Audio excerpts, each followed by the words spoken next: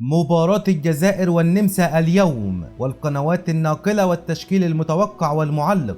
لكن قبل ما نبدأ في أي تفاصيل ما تنسوش تدعمونا بلايك للفيديو واشترك في القناة لو انت أول مرة تشوفنا. يفتح استاد أورهيد أبوابه لمباراة نارية بين منتخب الجزائر ومنتخب النمسا صباح اليوم الأحد، وذلك ضمن منافسات الجولة الثالثة لدور المجموعات لبطولة كأس العالم 2026، حيث يأتي المنتخب الجزائري من فوز على منتخب الأردن بنتيجة 2-1، ويسعى محاربي الصحراء لتحقيق الفوز والتأهل كوصيف للمجموعة. ومن ناحية تانية يأتي منتخب النمسا من هزيمة أمام منتخب الأرجنتين بنتيجة 2-0، ويسعى المنتخب النمساوي لمفاجأة الجزائر بتقديم مباراة قوية وخطف الثلاث نقاط.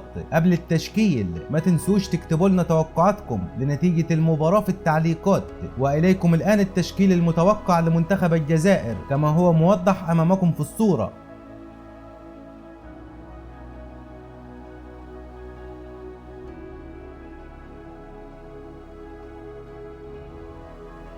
وتنقل المباراة على قناة بي ان سبورت ماكس 2 بصوت المعلق حفيظ دراجي، وتنطلق المباراة في تمام الساعة 4 صباحا بتوقيت تونس والمغرب والجزائر، 5 صباحا بتوقيت مصر والسودان وليبيا، 6 صباحا بتوقيت السعودية والعراق وسوريا. في النهاية ما تنسوش تدعمونا بلايك للفيديو واشترك في القناة لو انت اول مرة تشوفنا. شكرا لكم على المشاهدة واشوفكم على خير.